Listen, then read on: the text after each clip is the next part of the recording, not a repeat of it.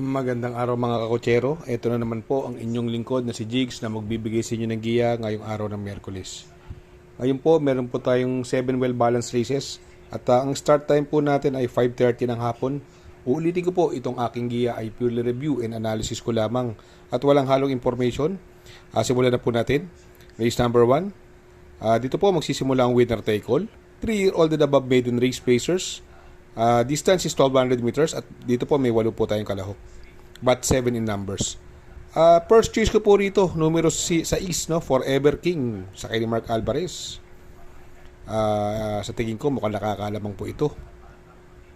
At saka siya po ang magdadala ng unahan nito. Second choice ko po rito, ito po, nag-barrier na karaan, bagamat hindi maganda ang prueba, 1.18, mukhang tagulang. Yung numero 3, Ray Hack, no? Sa kay ni Jobel Storke. Kabayan ni Pamaos, mukhang imported horse po ito, si Ray Hack, no? Mukhang hindi lang nilabas sa prueba, pero sa tingin ko, may panalo po yan. Kaya dito sa race number 1, ang pili ko po dyan. Doon ako sa numero 6, Forever King. Panigundo ko naman po, numero 3, Ray Hack. Sa race number 2, dito po magsisimula ang pick 6. Rating based handicap system, class 3, 57 to 70. Distance is 1,650 meters, no? Haba ng distansya. May 7 po tayong kalahok dito, no? More than a mile, no?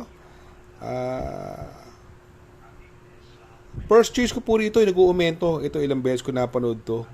Grabe ngayon ang in-improve nito. Numero 6, Justifiably So. Last run po nito, segundo to, si Justifiably So, no? Sa kay ni Ramon Raquel, no? Ngayon binigay na kay Jeff Luzarate. Improving itong kabayong ito. Ibang klase. Second choice ko po, numero 5, Red Queen. Sakay naman ni Pabs Cabalejo. Si Red Queen ay very consistent yung kabayo. At at the same time, gamay na gamay ni Jackie Pabs ang pista rito sa PJC. Sa tingin ko, siya mahigpit na makakalaban. At possibly, na siya ang magdala ng unahan dito, si Red Queen. Kaya sa tingin ko, siya ay matinding makakalaban ni Justifiably So. Kaya dito sa race number 2, ang pili ko po dyan. Doon ako sa numero 6, Justifiably So. Panigundo ko naman po, numero 5, Red Queen. Sa race number 3, dito po magsisimula ang pick 5. Rating based handicap system, class 4, 42 to 56 split. Another 1,200 meter distance. May 10 kalahok. Karerang ito, anybody's race. Lahat po may panalo, no? Bagamat maiksi ang distansya, pwede magdala ng unahan si Zoom at si Rice, no? Pwede magkalutsahan. Maraming possibilities na pwede mangyari dito, no? Pero ako, first choice ko po, yung galing sa segundo na karaan, numero 5, Boss Ako Naman. Si Boss Ako Naman, nagpagpaglampo ng kalawang na karaan yan, no? At yung kanyang barrier run, no? May 1.11 po yan. Kaya sa tingin ko, siya po ang horse to beat sa karerang ito. Papatubayan ng may gamay sa kanya si Michael De Jesus. Kung magkaroon ng lutsahan, mapapabor sa kanya yung karera. Second choice ko na rin po, yung numero 8, si Rice. Ito si Rice, no? Talking horse kay Christian Pilapil po ito. Pag siya sakay nito, ibang klase, kahit mahaba ang distansya, 1,400 meters, nakakatagal eh. At saka pagka nakakuha ng unahan, medyo matibay din mauna, no? Kaya lang, bagamat andyan si Zoom, ang panalo din ni Zoom mauna, baka magkaroon ng lutsahan. Pero kung si Rice ang mauna, baka tsamba po ito. Maglalagay po ako ng third choice sa pandihado, numero 10, Authentication. Si Authentication po, ito very consistent din po sa 1.11 sa 1,200 meters. Bagamat medyo mabibigat lang yung nakalaban na karaan, sa tingin ko, kung magkakaroon ng lutsahan, ito yung maganda pandihado si Authentication, sa kay ni Brix Pulencio. Kaya dito sa race number 3, ang pili ko po dyan. Doon ako sa numero 5, Boss Ako Naman. Panigundo ko naman po, numero 8, si Rice. At isasama ko pong pandihado, numero 10, Authentication. Sa race number 4, dito po magsisimula ang pick 5. Rating based handicap system, class 5, 17 to 41 split. Another 1,200 meter distance. We have 7 entries. At dito po, another anybody's race. Lahat may panalo. First choice ko po, numero 2, Money Money Man. No? Ito, last run, segundo po ito. Nagkaroon lang po ng kalutsahan. Bagamat dito, hindi ko masyado nakikita ibang matulid ito, kundi si Golden Aria. Si Primero Soldado, pero kaya niya ere niya, no? At magaling kay Christian Pilapil ito nakaraan, Money Money Man. Galing bakasyon, nasigundo agad ng laban, no? Second choice ko po, ito, palagay ko inayaw lang nung karere. Numero 7, Step Bell. May 1.13 po yan sa 1200 meters dito nung manalo. Sakay ni Jan Alvin Guse, maganda numero, nasa labas. Baka pilitin makasabay sa ere. Sa tingin ko may panalo yan. Inayaw lang po nung karera yan, pero pag nilaban yan, malaki panalo yan. Maglalagay po ako dito pang protection, no. Ito sobrang baba naman talaga sa laban. Talagang hindi matatawaran yung grupong binabaan. Kaya lang ang kalaban po dito, yung aparato. May bisyo po sa aparato ito eh. Baka manikit na naman sa aparato. Pero pag lumabas po ito dito sa karerang ito, sa tingin ko patok po ito. Kaya lang, yun nga ang kalaban natin, laging inaasawa yung aparato. Laging dumidikit at hindi lumalabas. Numero 5, Go Aidan Go. Sakay ni Jackie J.B. Guerra. Pero pag lumabas, tingin ko patok. Kaya dito sa race number 4, ang pili ko po dyan. Doon ako sa numero 2, Money Money Man. Panigundo ko naman po, numero 7, Step Bell. At isasama ko po, pamproteksyon, numero 5, Go Aidan Go.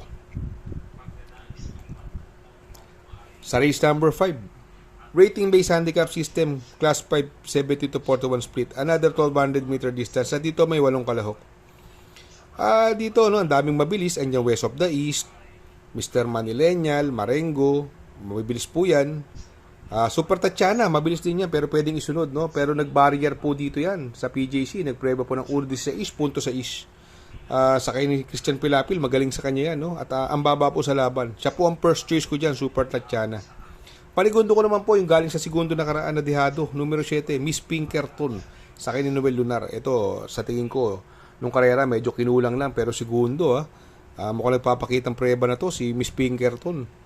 Ito magandang pandiado po, numero 8, Shanghai Silk. Si Shanghai Silk sobrang baba na rin po sa laban nito. Sakay ni Jomel Storke. Maganda numero ngayon, nasa labas. Baka makasabay sa area yung Shanghai Silk. Pwedeng umalis ng pang-4, pang-5. May panalo din po yan. Kaya dito sa race number 5, ang pili ko po dyan. Doon ako sa numero 3, Super Tatiana. Panigundo ko naman po, numero 7, Miss Pinkerton. At isasama ko pong pandiado, numero 8, Shanghai Silk. Sa race number 6, sa penultimate race. Rating based handicap system, class 4, 42 to 56 split. Another 1200 meter distance. At dito, meron po tayong 7 kalahok. Dito sa karerang ito, sa tingin ko po, sosolohin ko na po numero 4, Speed Dancer, sakay ni Pabs Cabalejo. Kung matatandaan nyo, ang lakas po ng tinalo niyan. Speed Dancer, si Upscale Bell, no? May preba pong 1.26 media. Nawala namang gagawa sa grupong ito dito sa PJC. Kahit mauna pa yan si Galloping Ghost, andyan si Lucky Fortune. Sa tingin ko, may hirapan silang talunin to. Gamay pa ni Pabs Cabalejo to. Speed Dancer, no? Isipin mo, Upscale Bell, tapos ito na lang ang grupo. Kaya dito sa race number 6, sosolohin ko na po yan. Numero 4, Speed Dancer. Sa race number 7, sa last and final race. Rating based handicap system, class 4, 42 to 56 split. Distance is another 1200 meters. At dito may 11 kalahok, another anybody's race. First choice ko po, numero 6, Orient Express, no? Pabs Cabalejo, kabitan. Sa tingin ko, ito malalyamado dyan sa karerang yan, no? Although may mga mabibilis dyan, no? Andyan si Han City, ito galing sa segundo na karaan po ito, Guerrero Warriors, no? Bolshevik, mabibilis po yan. Si Bolshevik po, maganda na po tinakbo na karaan yan, ha? Nag-barrier po dito yan, nagpreba ng 1.13 media, isang imported horse. Sa tingin ko, magaling kasi siya mauna, kung magkalot chance sila ni Han City at saka ni Guerrero Warriors, baka yun ang maging sanhin na ikatalo niya, no? Second choice ko po, numero 10, Bravery, no? Si Bravery, may 1.12 naman, sakay ni PORF, Sa tingin ko, may panalo po yan, no? Kung maglalagay po ako ng pamproteksyon pandiado, yung pakamaon na rito nga, yung numero 9, Guerrero Warriors. Ito, mababa sa laban, gamay ni Jeffrey Sarate, magandang pandiado po yan. At malalakas din po ang tinatalo niyan, ha? Imported din po. Kaya dito sa race number 7, ang pili ko po dyan. Doon ako sa numero 6, Orient Express. Panigundo ko naman po, numero 10, Bravery. At isasama ko pong pandiado, yung numero 9, Guerrero Warriors. Shoutout nga pala kay Sir Pax ng Barkadahan OTV. Located po siya sa 1139 New Antipolo Street, Corner Vargas. Malapit lang po sa Abad Santos, yung bagong ginawang tulay. Very convenient and attentive po ang mga tao. Pwede po kayong mag-EB at party while betting on racing. Good luck mga kakutsero. Sana po matapat ang ating giya at yung mga nakasunod. Sana po ay magsitama po kayo.